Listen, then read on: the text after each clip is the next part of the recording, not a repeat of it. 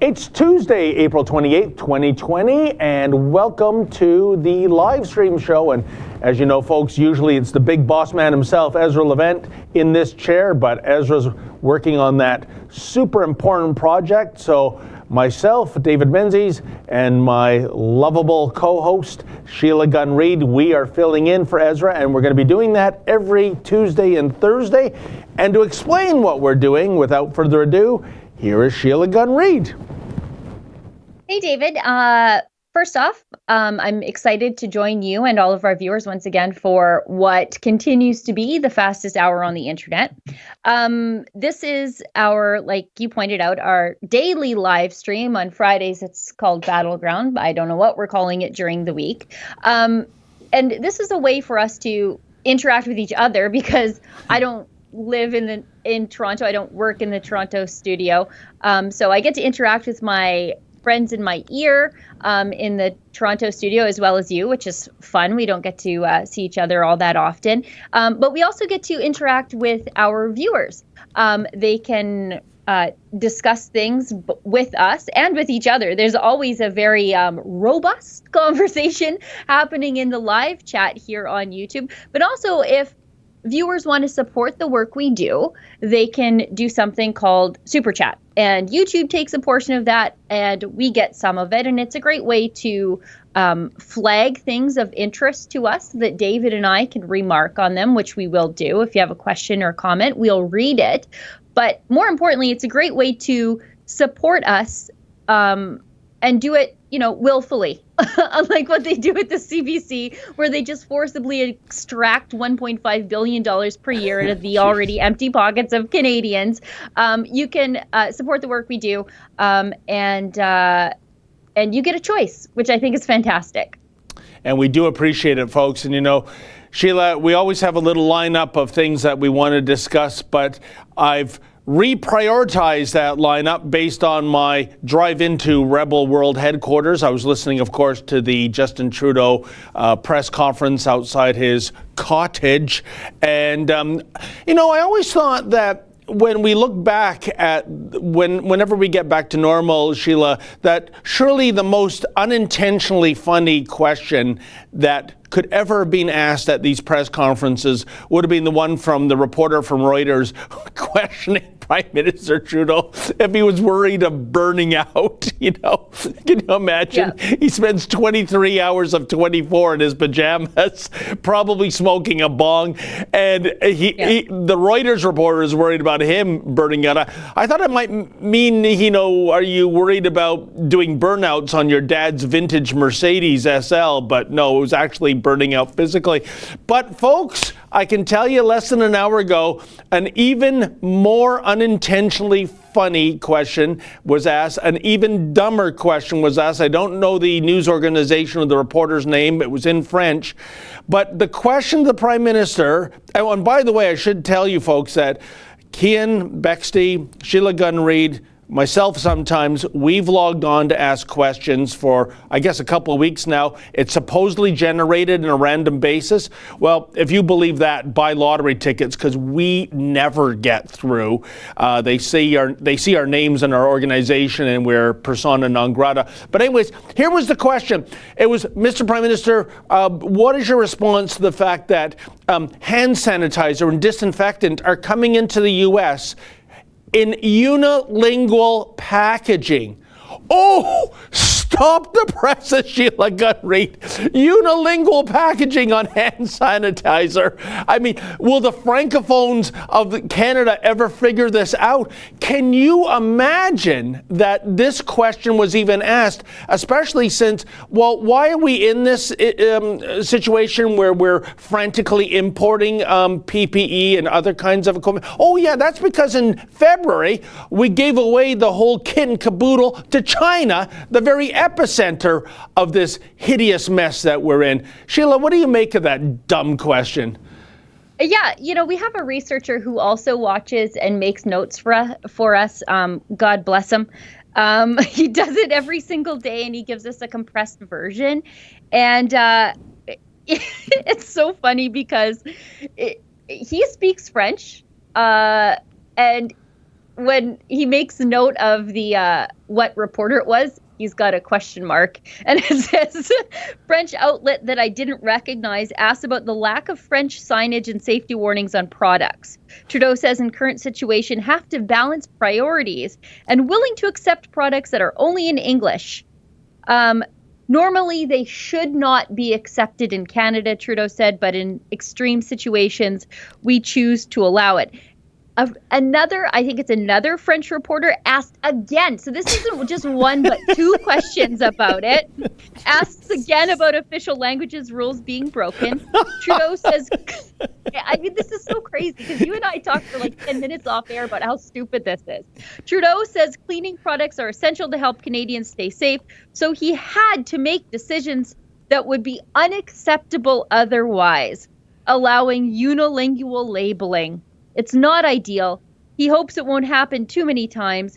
Hope companies are looking at changing labels from English only.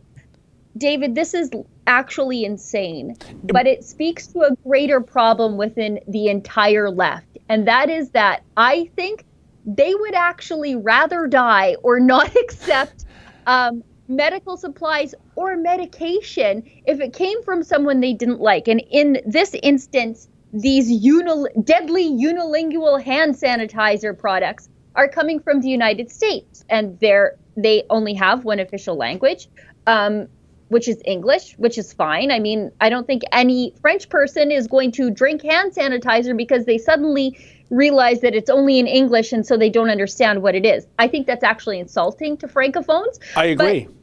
And you know what, Sheila? It's part of a broader problem, like hydroxychloroquine. They are cheering for it not to work because Donald Trump was promoting it.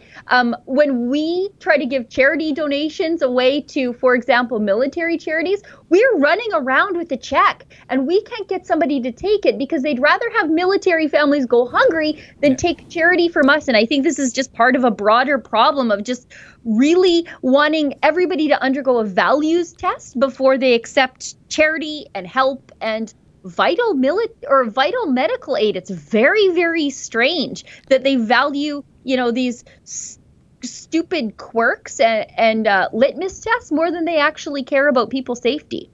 It's amazing, Sheila, and I got to be honest. I call him as I see him. I'm actually going to give props to the Prime Minister on this file because I almost expect him to say, "Oh, what? Unilingual packaging? Oh, no, we can't have that." But he said, "Hey, listen, we're in times of an emergency, and we have to bend or break the rules at least temporarily." And that was the right answer. I mean, we do have the Official Languages Act, and we do have mandatory bilingual packaging laws, but he didn't fall back on that. He said these are exceptional times. So good for him for not doing something really stupid like saying, "Oh, well, as of today, we're turning back those supplies at the U.S. border," right? And I mean, if hand sanitizer, Sheila, if the directions were in Farsi or Italian, or Mandarin, I think everyone in the world can figure it out. Look, I got a little bottle of mini Purell.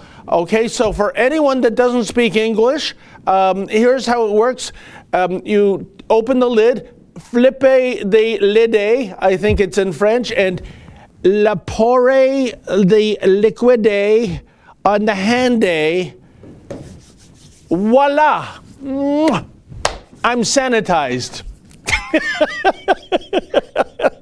It's, I think those little containers, most of them have like the skull and crossbones on the back, or the little "don't drink me" thing on the back, the universal "don't chug this" symbol. So people will figure it out. People will figure it out, and I think, I mean, it's so crazy, but how Justin Trudeau said normally it is absolutely unacceptable that these hand really. I mean, he's just gotta. We're in very, very dangerous times, and so we're gonna let the deadly English language be the only language on these hand sanitizers. And the fact that they devoted 2 questions in the daily press conference to this speaks to the quality of Canadian journalism.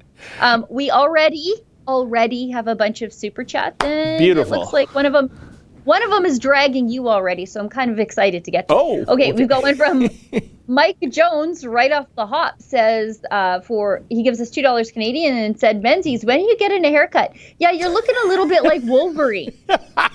Which is fine. I like Wolverine. He's from Fort McMurray.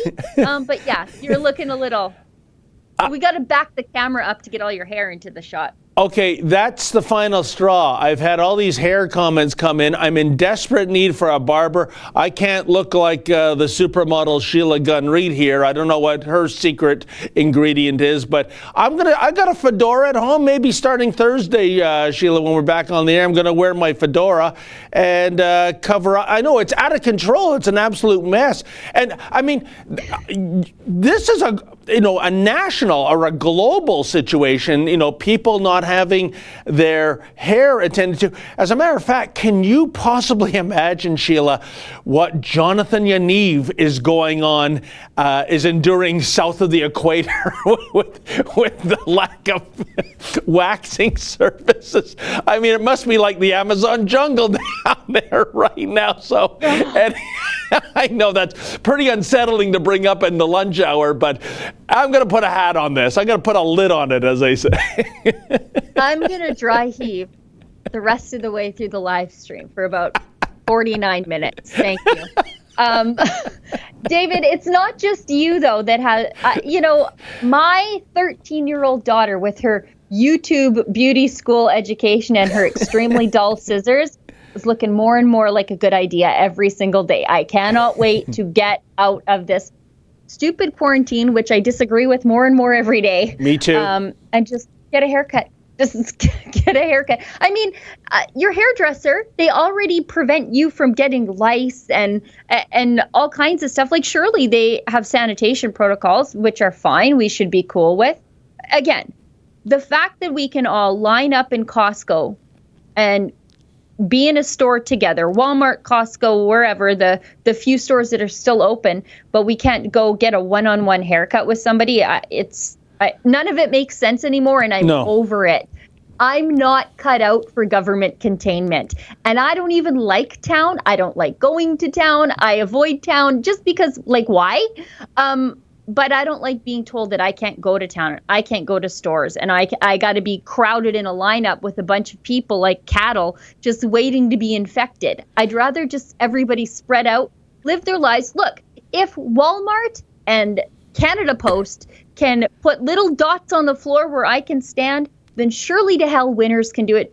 And all the stores can do it. Why do these select stores have the expertise we need, but these other people can't? It doesn't make any sense. I totally agree, Sheila. And the story I'm going to work on today, if you can imagine, Mayor John Tory is hiring 2 lifelong bureaucrats to come up with a reopening of the economy strategy. They're going to be paid about $500,000 each. So in other words, $35,000 a month, which John Tory has called little. He used that word. How many Canadians do you know, Sheila, that are making $35,000 a month, not annually?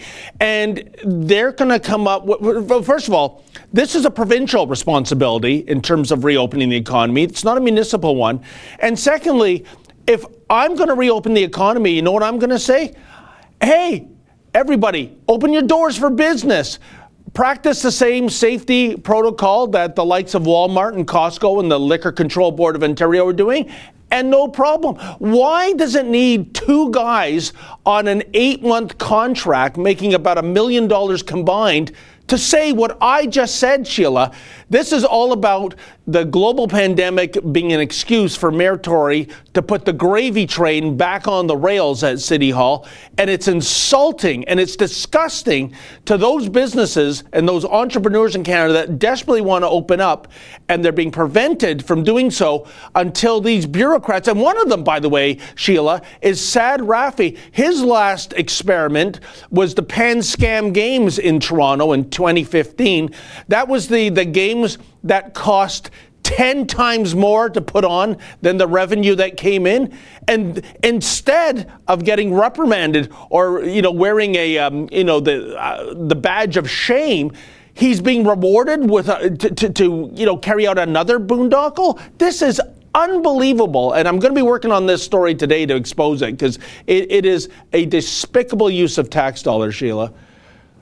Yeah, these people like Rafi, who should have been run out of town on a rail or riding back in on the gravy train with biscuit wheels, because it's just going to become a bit of a racket, isn't it? We're going to have all these consultants crawling out of the woodwork to tell us how to do exactly what they've already allowed a bunch of other retailers to do. The last thing private industry needs right now is more government and more government help.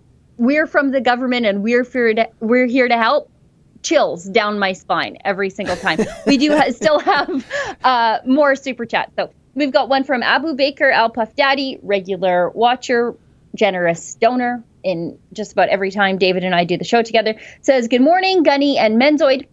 How do people react to you when they meet you in public? Like, say, at a grocery store or the movie theater? Have you ever had people say that you red-pilled them? Are people generally nice? David, you go first.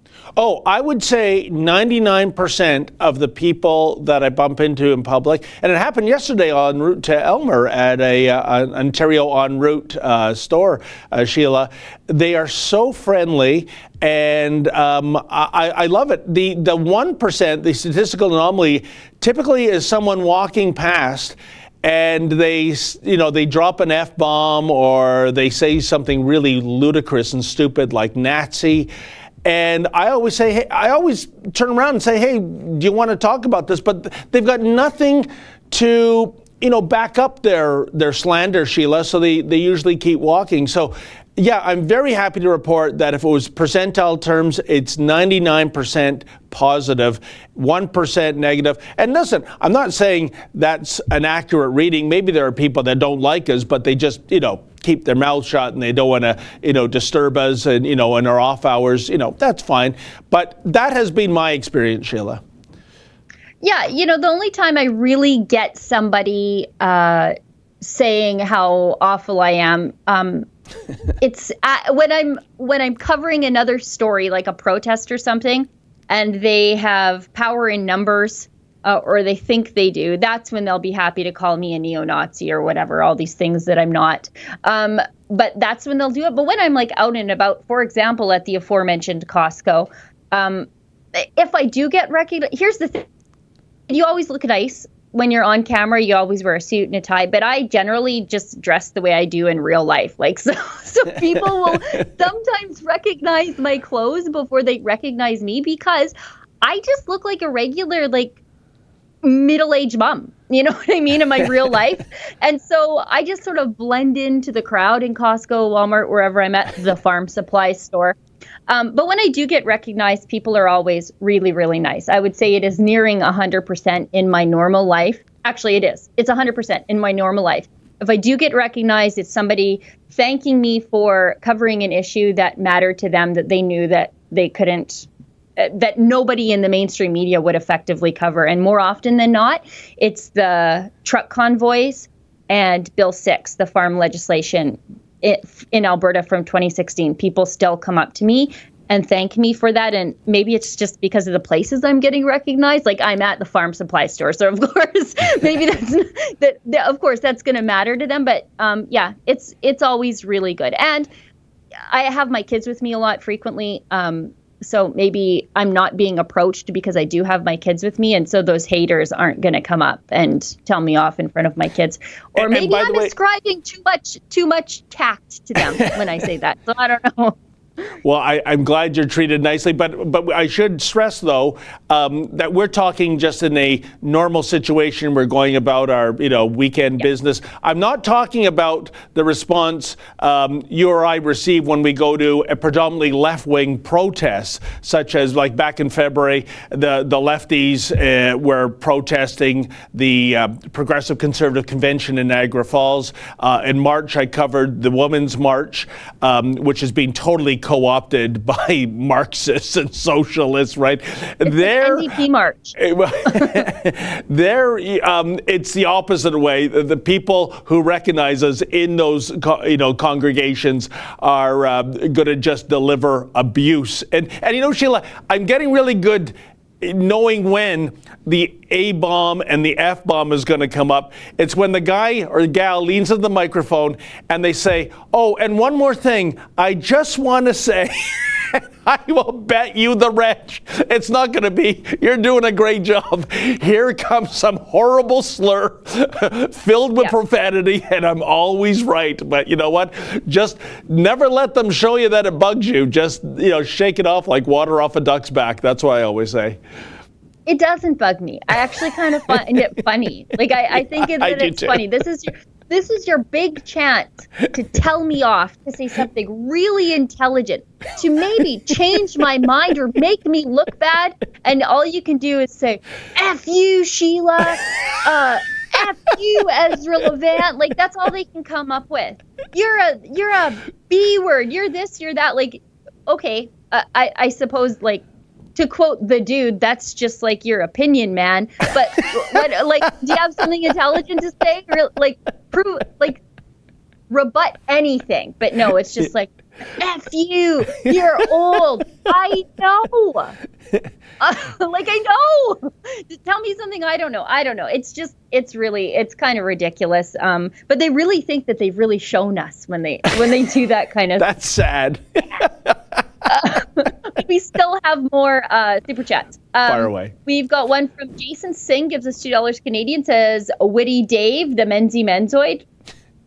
All right. There's no accounting for taste, but we'll take your $2 anyway.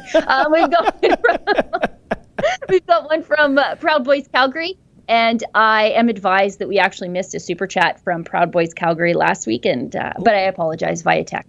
$2 Canadian says, daily reminder, CCP must be destroyed. Yes. We've got one from Mike Levine, $5 Canadian. Just sticker each bottle. I'm assuming you're referring to the hand sanitizer bottle. Pas pour toi, si tu parles pas anglais. Yeah. Or just assume that Francophones aren't complete and total idiots. But that's also, I think, helpful. Yeah, despite what the Francophone media might think of their audience. Unbelievable. Yeah. Dave, what's next on our list of things to talk about? Because we never get to them all. Let's keep moving along. You know what? We started the show, actually the second topic was about how Tories hiring these lifelong bureaucrats to open the economy. Well, Sheila, I can tell you on Saturday at noon, I went down to Queen's Park where there were several normal Canadians that just want to get back to work, get back to school. They want, how's this for radicalism for you? They want a yellow light to reopen the economy slowly. And they were on the lawns of Queen's Park trying to make their message heard. And I think it's a very, valuable message. I mean, there was one lady said that what we're doing right now is like burning down the house to get rid of a termite problem. Yes, there are vulnerable people, typically the elderly and those with underlying respiratory conditions that are especially susceptible to the Wuhan virus. And the stats bring that out. I mean, globally, Sheila, I believe the number is for young, healthy people that have succumbed to this, it's something like 0.7%. It's not even 1%, right? So why don't we focus our efforts on nursing homes, those in long-term care situations that are really vulnerable, and then get the economy going, because otherwise the cure might be worse than the curse. So I think Mr. Producer might have a clip of some of these Torontonians that were weighing in saying, let us get back to work, please. So, sir, what brings you out to this protest? I miss my country. I'm a citizen and an individual who lived, I thought, in Canada.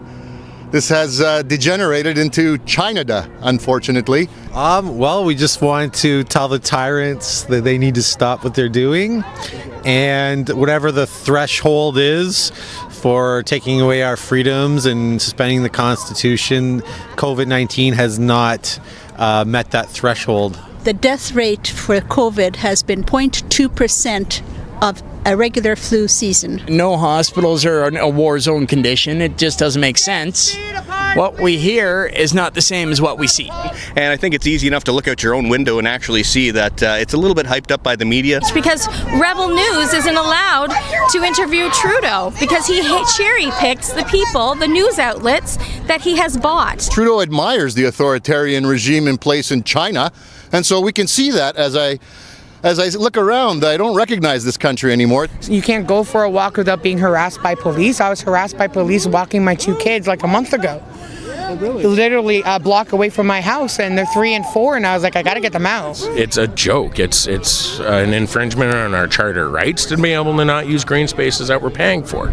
So, like, enough's enough. My mental health depends on this, and so does everybody else. It's not just a haircut. Healthy people should not be sacrificed mercilessly for the sake of a tiny minority who do desperately need help, such as those elderly and the people with lung problems, complications. The sick need to be quarantined. The vulnerable needs to be protected.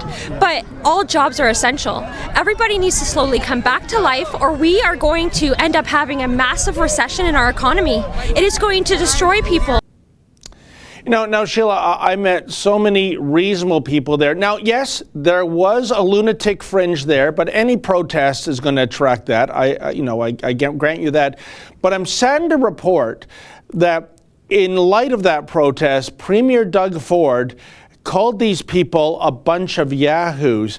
I think that was a serious miscalculation by the Premier, Sheila. I would bet you that many of these people voted for this Premier and that party. And for him to dismiss that, I think what they were saying was completely reasonable. And by the way, you notice, unlike a leftist protest, the lack of profanity, the lack of insults, the lack of raised middle fingers, it was just Canadians, law-abiding, tax-paying citizens that just want to go back to work and do the things that people who are employed at Costco or Walmart or the Liquor Control Board of Ontario are already doing. What's wrong with that? What makes these people yahoos, according to the Premier? Well, isn't that the thing, though? These people, like you rightly point out, probably voted for Doug Ford. And they probably voted for Doug Ford, many of them, because they're sick of being called names for holding completely reasonable mainstream views by the Liberals, by the mainstream media. I didn't hear anything unreasonable there. Actually, what I heard were people who hold the opinion of the Saskatchewan Premier and the opinions of many United States governors, including left-wing Governor Cuomo. That, yes, we need to be focusing our effort on the vulnerable, on nursing homes, but we have to figure out a way to get everybody back to work. So to call these people yahoos, I think it's despicable. Shame on Premier Doug Ford. I like Premier Doug Ford. I didn't expect that from him. I'm very disappointed because I didn't hear anything crazy there. I heard something that has been said by people on the left in the United States that are being applauded by the likes of Justin Trudeau. It doesn't make any sense. And as the weather gets nicer, there's going to be more people just like those. And Ontario's got to figure it out. And, you know, Sheila, I think it just shows you what happens when a leader, and, you know, I've been a supporter of Doug Ford, and I loved his dearly departed brother, Rob Ford. But it just shows you what happens to some leaders when they allow themselves to be co-opted by their own party apparatus. And by that I mean, I should tell people, back in, I think it was September of 2017, and this is when Doug Ford had aspirations of becoming the mayor of the city. He ran previously in 2014, but his focus was on becoming mayor. He came into the studio, did an interview with me, and after the interview, he looked around this studio and he said, you know, Dave, he says, this makes me remember the Sun News Network days. Remember Ford Nation? Remember how much fun we had with my brother and all the Sun reporters? And he said, what about we revive Ford Nation? This is very key, Sheila. This is him pitching us on an idea. And he says, I can even envision where we'd put the red, white, and blue Ford Nation signs. Well, I can tell you, after he departed, I went into Ezra's office. I've never seen Ezra more happy and more excited. And then as the days morphed into weeks and morphed into months, and my calls and my emails weren't being returned, I finally saw Premier Ford, this would be November, at a press conference at King and Bay. And after the press conference, so as not to embarrass him, I said, listen, Doug, I don't mean to nag, but we got to know, are you serious with this Ford Nation thing? I mean, I'm getting a lot of pressure from Ezra. When are we going to launch this? And he smiled and he said, Dave, I'd love to do it, but the team, this anonymous group called The Team, they've advised against it. Who is this The Team? I mean, the people that are watching Rebel, Sheila, that's your base. Like, you'll reach out to, like Andrew Scheer did, to the Star and the CBC and the Globe and Mail, people that hate you, and yet The Team, makes you derail your own common sense. I mean, I'll never forget that. And it just shows you what can happen when a leader gets reined in by people that I think, Sheila, don't have his real best interests to heart. No, I mean, this is people liked Doug Ford because he had that sort of Trumpy quality. Yes. He went through the media, talked directly to the people. He gave out, I remember at our Rebel Live event where he spoke, he gave his phone number out to everybody in the crowd and everybody who was watching the live stream at home, his personal cell phone number, because he was cutting right through the media. He wasn't scared of the media. He wanted to speak directly to the people. And unfortunately, I think that, as you point out, Doug Ford has been sucked up by a bunch of people who have stuffed him in a bubble and won't allow him to remember where he came from and how he got to where he is right now. And it's very disappointing.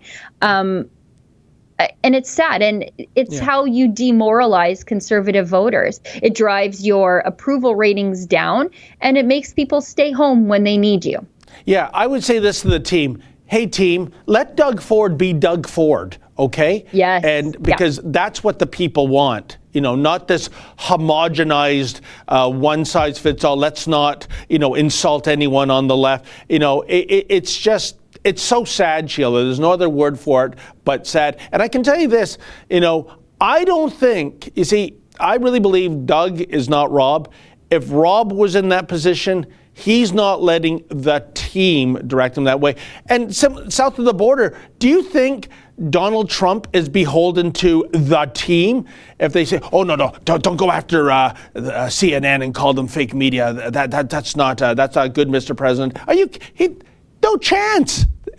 Donald Trump is Donald Trump. He calls it as he sees it, and that's why he's so beloved by so many, because he's the anti-politician politician. Yeah, you remember when Doug Ford was running to be the premier and his song was For the People? Yeah. Catchy little song. I had it as my ringtone for a bit because he did promise that he would be for those people, the kind of people who are standing in Queen's Park, social distancing, just wanting to find a way to go back to work while at the same time protecting the vulnerable. Doug Ford was supposed to be the guy who would be fighting for them and their jobs. And I don't know about you, but give me dangerous liberty every time over some government nanny telling me to stay in my house and be scared and overeat. That's not for me. We have a few more super chats that we have to get to. And just to reiterate what we're doing here, this is Ezra's daily live show. On Fridays, we call it Battleground. I don't think the weekday show has a name quite yet. And it gives you a chance to interact with us. I get to interact with David. You can interact with each other in the live chat. And you can throw some money at us for a super chat to support the work that we do. And be sure also to click the little bell button so that you know when we do go live, because we don't always just go live at noontime. Sometimes we do live streams that are at other times of the day, and we don't want you to miss those because they're always really great and worth your while. We've got one from Justin, the local loaner, gives us £5. Says, this question is for David. How many times have you been assaulted whilst reporting for Rebel? Now, are we talking general assault by random individuals or by the police, right? Or combined? Yeah. You know, this is uncanny because Lady Menzoid brought up this topic yesterday. I got to be honest, I'm not being evasive. I've lost count, and I think the most outrageous assault, maybe Mr. Producer can search for this, was by that, person that we mentioned at the top of the show, Jonathan Yaniv. 5 shots by a steel cane over my head and my shoulders. It was that last shot that did some damage that I had to go to physiotherapy. And I can tell you, to bring law enforcement into the equation, when he called the RCMP, the guy doing the assaults, he called the RCMP. And let's take a look at this now. This might be one of the first shots coming up. There's Mama Yaniv yelling at me. And okay, here we go. He's there. Go away! Go away! Go away! You just smashed your cane on my head. Go away! Go away! I did not. Go away! Now you're touching. Look at this. Go! You people are ill. Go away! Go away! Why? Because I'm talking? Go away! Because I'm talking? Go away! Huh? You go away! Because I'm talking? Go away! Huh? Yes, I am. Go away! You go away. Go away! You gonna do it again? You gonna do it again? Come on, get another shot. Can you pick it up? Huh? Go away. Pick up my iPad. Go away! Go away! Okay, that's the second shot. Did you see that, sir? Go away. Go away! I do? Go. That way. Go away. Go. What? This is a common parking lot. You're not allowed to. Okay, you have knocked me twice with your cane. Go. Get away. You're lucky I don't beat up girls or fake girls. Oh, now you too, eh? Go away. Huh? Go away. You go away. Get off the property. Okay, that's 4 shots. Get off 5. the property. You go away. Huh? Go. You go Excuse away. me. Get off the property. Look, go away. There's lots of eyewitnesses. I don't care. Go away. Go away. Huh? Go. You are a provoker. I'm a provoker? Hey. You go away. No, get away from me. That's okay. Please, I'm really hoping for the cops to come. No. Go away. Go in the house. Go in the house. Okay, that's good. Give me a bruise. Give me another bruise. Call the police. What? You call the police. Is it? Why don't you? Yeah, so by the way, that last shot was the one that did some damage. The thing is, Sheila, as you keep hearing Mama Yaniv and Jonathan Yaniv yelling, "Go away, go away." I'm walking backwards, right? They're coming to me. That was a cosmic fluke. The very first shot, it knocked off. We have a set of glasses here at Rebel. They're not working anymore, but they have a camera built in, and through a cosmic fluke, when he knocked those glasses off my head, it landed on the sidewalk and then continued to film, and filming at an angle that you could see those other assaults. That wasn't somebody else with a phone or anything. That was those glasses lying on the sidewalk. So that was incredibly lucky. And Mama Yaniv, I forgot about this. It just, the horrid memories kept flying back watching that clip. She is smashing me over the head with her iPad. And so in addition to the cane shots, I had this, tablet being cracked over my head. I hope it at least did some damage. I understand these things can be a little expensive. I mean, damage to the iPad, that is.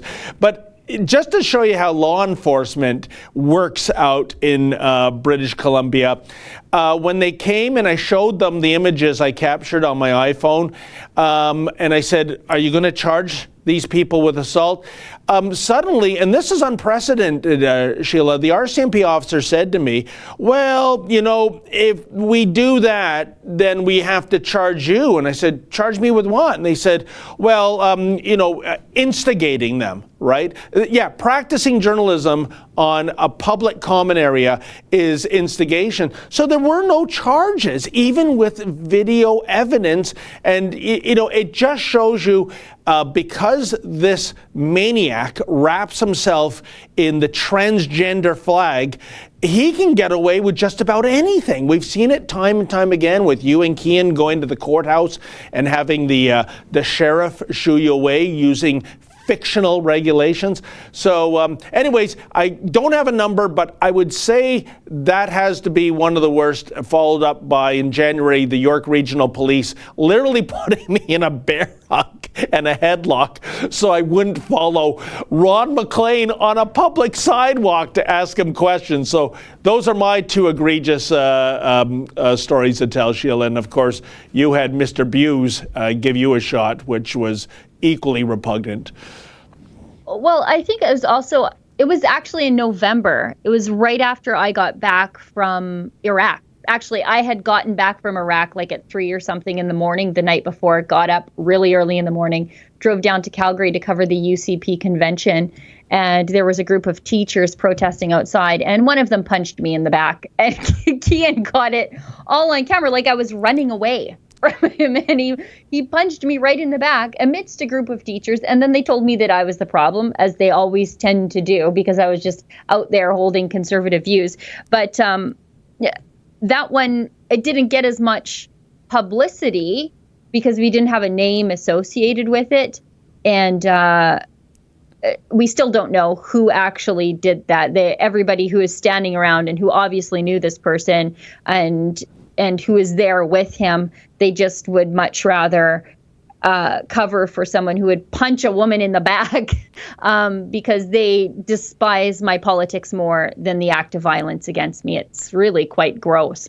And Sheila, let me interject here. When you raised the word publicity, this is key to what happens to us.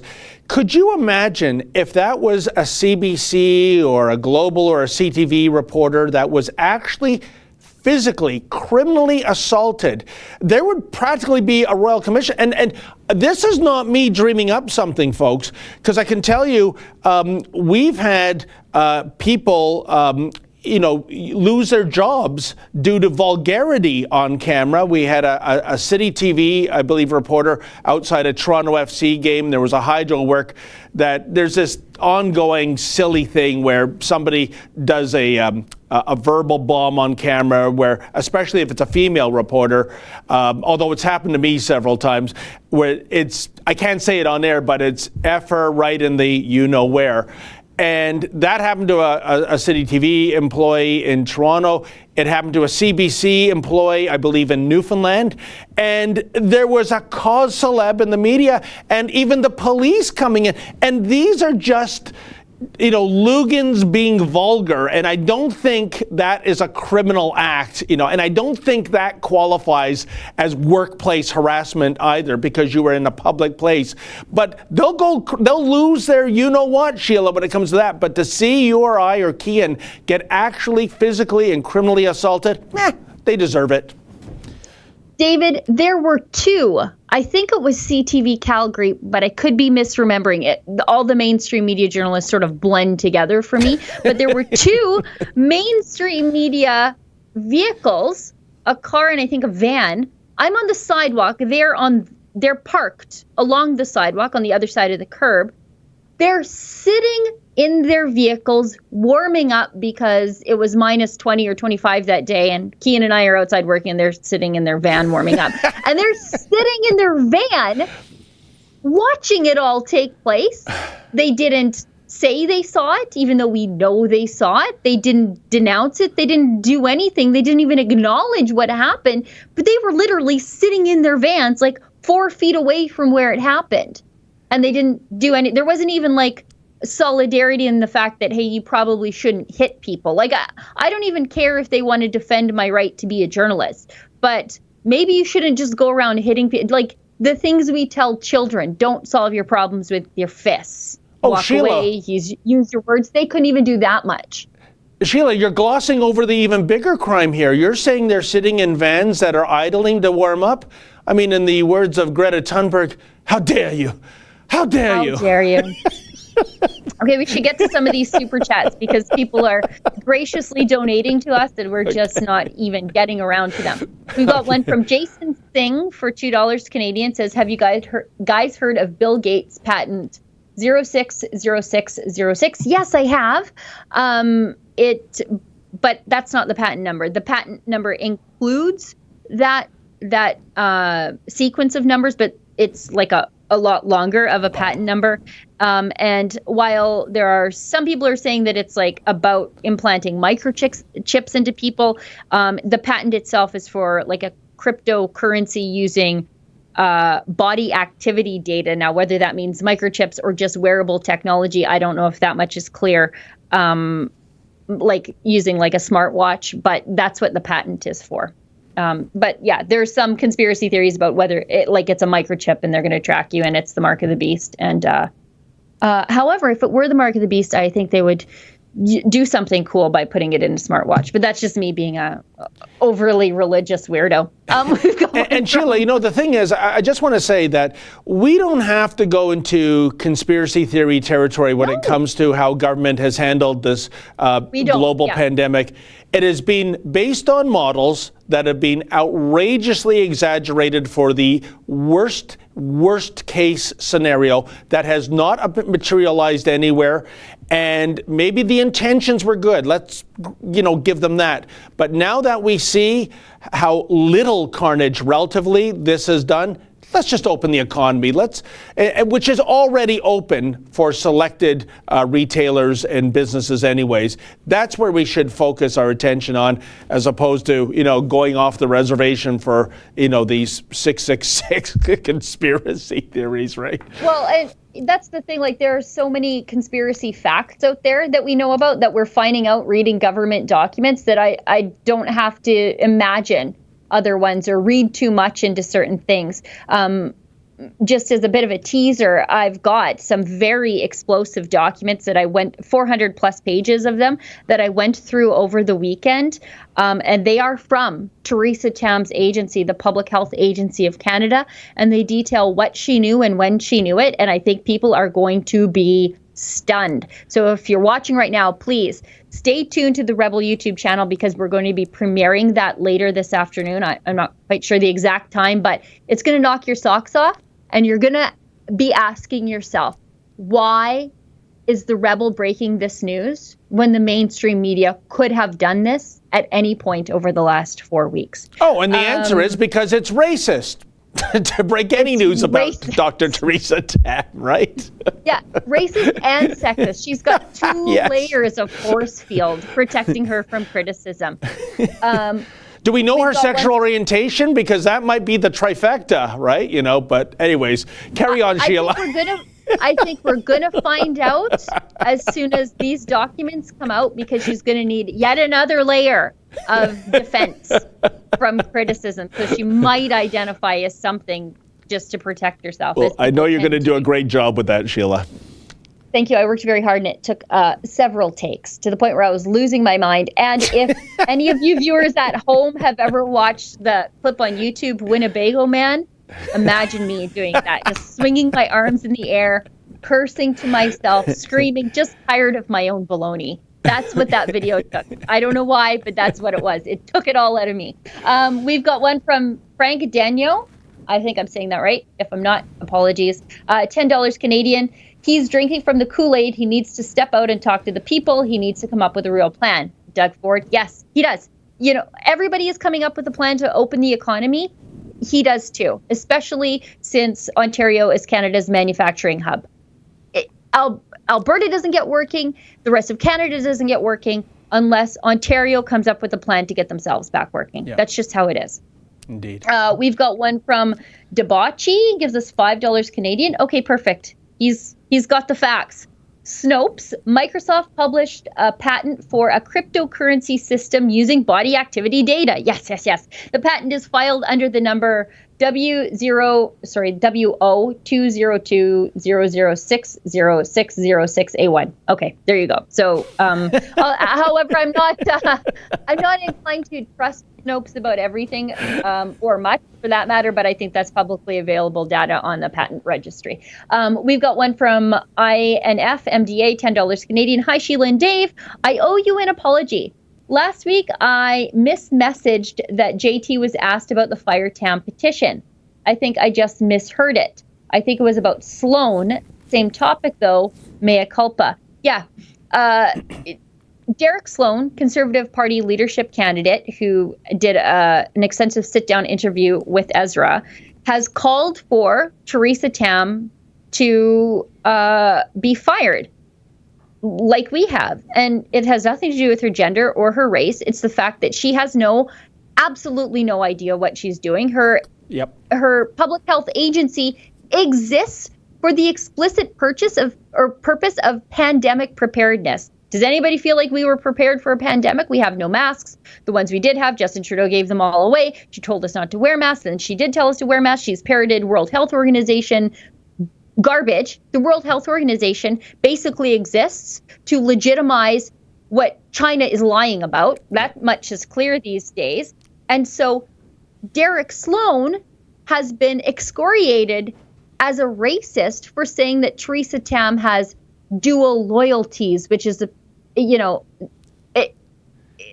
Sloan was suggesting that her dual loyalties are to Canadians, the ones that she's tasked to work for as the head of the public health agency, but also the World Health Organization. Yeah. And he is right. If those two things conflict, if the interests of Canadians smash up against the interests of the World Health Organization, where does Tam side? Where does Tam fall on that issue?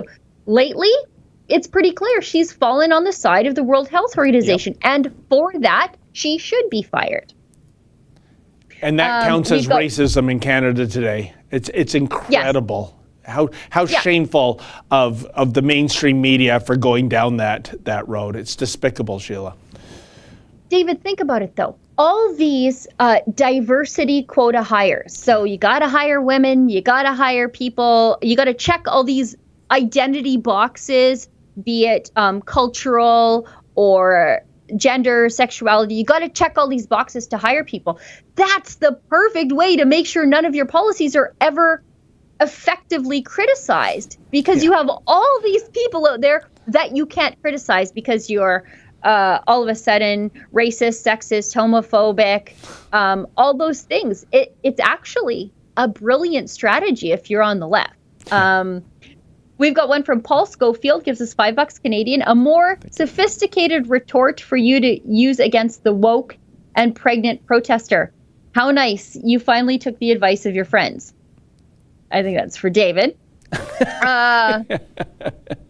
Hillary Waugh gives us $5, says, have you seen the documentary Out of Shadows? I might mean to say Shadows on YouTube. It's free. It's about exploitation going on in Hollywood. It's one of those things I don't like to be right about, but I've always felt that Hollywood is a disgusting, amoral, modern day Gomorrah. And I don't like the fact, I like to be right. And I love a good I told you so, but I don't like being proven right about this, because it just means that generations of children have suffered at the hands of exploiters and their parents, their own parents for that matter, who offered them up for fame and fortune. Now, just wait a second here, Sheila. What in the name of Roman Polanski are you talking about here? Yeah, exactly. He rapes a child, runs off to Europe to avoid, is convicted in absentia, and they're honoring him like none of it ever happened. Standing ovation. Standing ovations. Yeah. And all the Me Too women are just, they're nodding along, celebrating him. The Me Too women were celebrating him, like Meryl Streep. Yeah. She's the worst, I think. She was really just out there cheering for Roman Polanski, just a horrible, disgusting human being. Yep. Okay, what's next on our list, David? Okay, we should give our 10:53. We should give our viewers an update on the Pat McHenry case.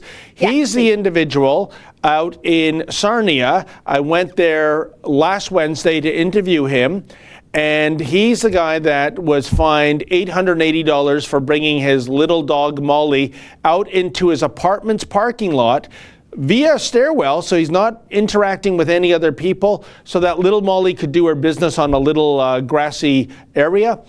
And here's where the story gets updated, because after it became apparent to the Sarnia police that Pat McHenry was going public with his ticket, well, I'm going to stop talking and let the video tell the tale.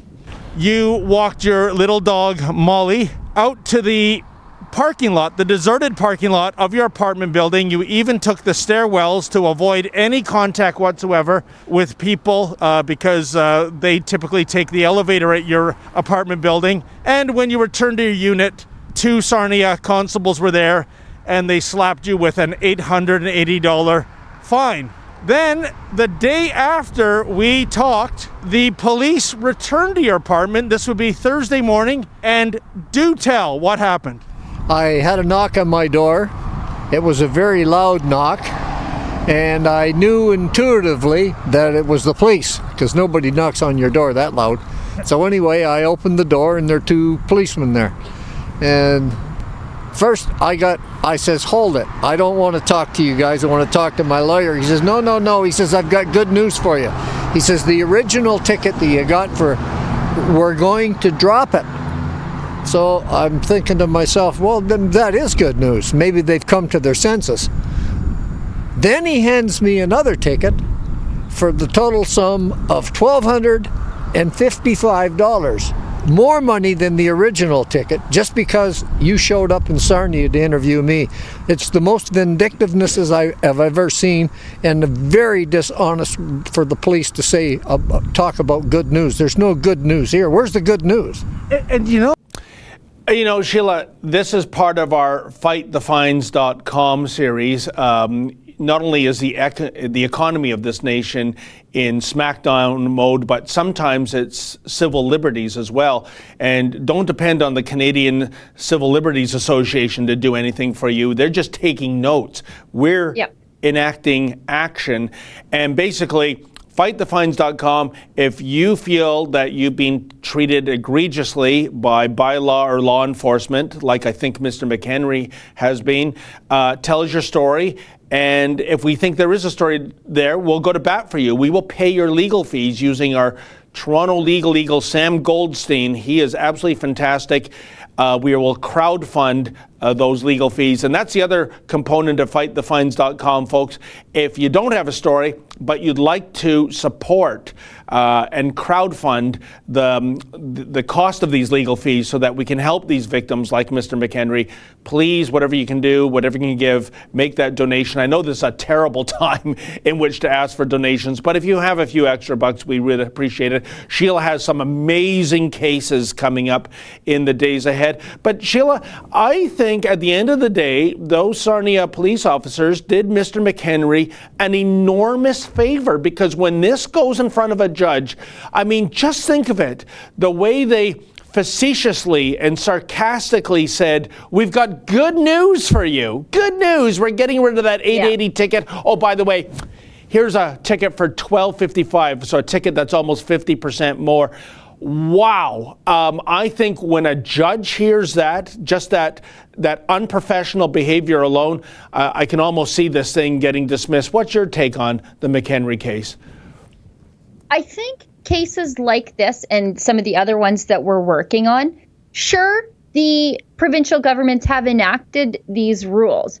But as you point out in your interview with Sam, our ace legal eagle, every rule that provincial governments and any government enacts in this country is bound by the Charter of Rights and Freedoms. And if nothing else, what we are doing here is trying to rein in the government and remind them that you just can't do whatever you feel like. There are rules you need to follow, and you need to be balancing the rights of the citizens with your responsibilities as government. And I think we're going to teach them a lesson. I really do. We do have some more super chats we have to get through before we run out of time. We've got one from Crystal Roberts, gives us $2.79 Canadian, says, Sheila, you're a role model for any future journalist. I don't know about that. I don't think it is actually all that difficult to be a journalist. And I don't mean to downplay what David and I do, but a little bit. A lot of it is just being curious and being intellectually honest. so that if you are curious and you ask a question and you might not like the answer you get, you need to accept it as reality. Yeah. So like to find out stuff about Doug Ford, yeah, it sucks, but that's reality. It's the truth. You have to report the truth. And honestly, being a journalist for me requires a lot of fruitless, boring reading to just get the one thing that's really, really important. And it is important. A big job. Yeah. Thank you, David. We've got one from Christina Alain, gives us $20 Canadian. I don't see a super chat. Thank you very much. Betty Terrace gives us $10 Canadian. Trudeau should fall down the rabbit hole. Someone could backfill quickly. I understand the sentiment, but I don't want to be advocating for any sort of burying Trudeau alive. We've got one from Observer Dude, gives us £5. And he says, here in the UK, an elderly man living alone received abuse and threats from his neighbors because he didn't clap for the NHS. That absolutely does not surprise me. And if I see another one of these TikTok videos of doctors and nurses with too much time on their hands making choreographed videos inside of hospitals, wasting PPE, I'm absolutely going to puke. I can't stand to see that stuff while free people are under medical house arrest. It drives me bananas. And you know, speaking of the UK, Sheila, I still can't get that video out of my head from earlier this month when you had those 3 police officers kick in the door of that person who filmed it on some snitch saying he was allegedly violating COVID-19 safety protocols, which he wasn't, as it turns out. But I think that's one of the most egregious examples I've come across. Yeah, me too. David, it's 11 or 1 where you're at. Well, it's 1 o'clock, you know, here in the where the east is located. So I know you're. See, Sheila, that's the thing. When we're having lunch here in Toronto, you guys are just getting out of bed, but that's the way we roll. So yes, 1 o'clock and 11, and I guess it's even earlier in British Columbia. Folks, I want to thank you sincerely from the bottom of my heart for tuning in, and especially for all those who gave us those super chats. These are very trying times, so I appreciate it even more than normal. Anyone that can kick in a few bucks to help us keep on the lights. And you'll have the big boss man, Ezra Levent. He'll be back in this chair tomorrow.